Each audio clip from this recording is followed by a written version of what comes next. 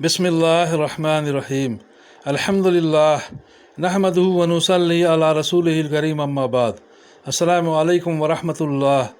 बुज़ुर्गों, दोस्तों, अज़ीज़ साथियों, आइए सहाबा किराम रज़ियल्लाहु अन्हुम की हुज़ूर सल्लल्लाहु अलैहि वसल्लम की फरमाबरदारी और इम्तिसाल हुक्म से मुतालिक वाक़यात में से नंबर 3 और 4 का मुताला करें इंशाअल्लाह। दरूद शरीफ पढ़ लीजिए। अल्लाहुम्मा सल्ली अला मुहम्मद व अला आलि मुहम्मद व बारिक वसल्लिम।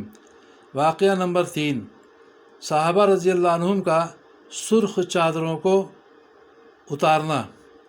हज़रत राफ़े रज़ियल्लाहु अन्हु कहते हैं कि हम लोग एक मरतबा सफ़र में हुज़ूर अक़दस सल्लल्लाहु अलैहि वसल्लम के हम रिकाब थे और हमारे ऊँटों पर चादरें पड़ी हुई थीं जिनमें सुर्ख़ डोरे थे। हुज़ूर सल्लल्लाहु अलैहि वसल्लम ने इरशाद फरमाया, मैं देखता हूँ कि ये सुर्ख़ी तुम पर गालिब होती जाती है।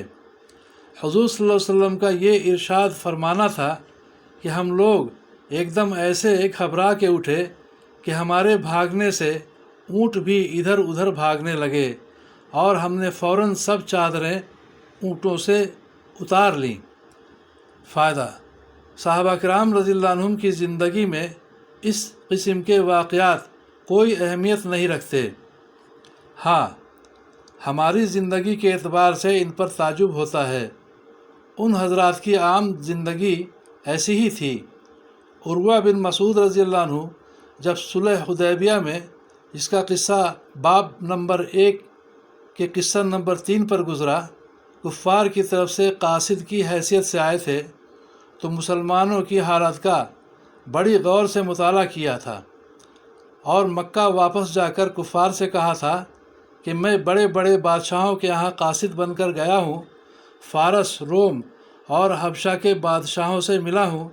मैंने किसी बादशाह के यहाँ ये बात नहीं देखी कि उसके दरबारी उसकी इस कदर ताज़ीम करते हों जितनी मोहम्मद सल्लल्लाहु अलैहि वसल्लम की जमात उनकी ताज़ीम करती है।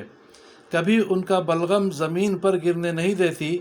वो किसी न किसी के हाथ पर पड़ता है और वो उसको मुंह और बदन पर मल लेता है।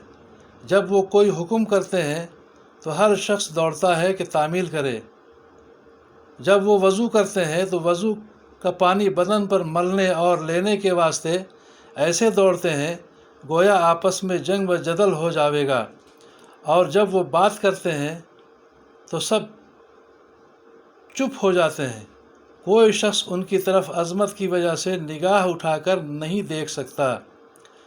वाक़या नंबर 4, हज़रत वाइल रज़ियल्लाहु अन्हु का ज़ुबाब के लफ्ज़ से बाल कटवा देना। वाइल बिन हजर रज़ियल्लाहु अन्हु कहते हैं कि मैं एक मरतबा हाज़िर खिदमत हुआ। मेरे सर के बाल बहुत बढ़े हुए थे।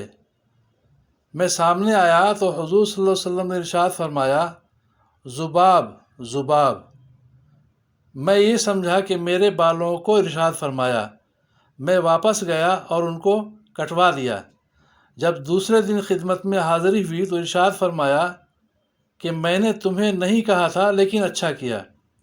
फ़ायदा: ज़ुबाब के मानी मनहूस के भी हैं और बुरी चीज़ के भी।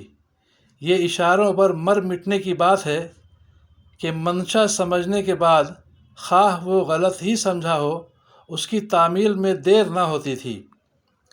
यहाँ हुज़ूर सल्लल्लाहु अलैहि वसल्लम ने इरशाद ही फरमा दिया कि तुमको नहीं कहा था, मगर ये चूँकि अपने मुतालिक समझे इसलिए क्या मजाल थी कि देर होती।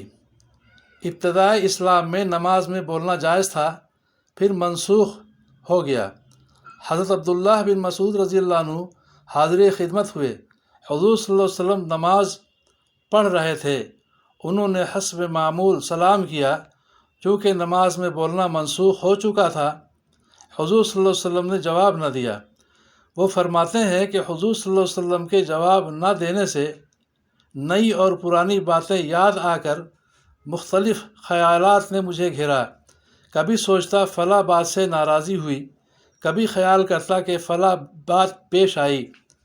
आखिर हुज़ूर सल्लल्लाहु अलैहि वसल्लम ने जब सलाम फेरा और इरशाद फरमाया कि नमाज में कलाम करना मनसूख हो गया है, اس لیے میں نے سلام کا جواب نہیں دیا تھا، تب جان میں جان آئی۔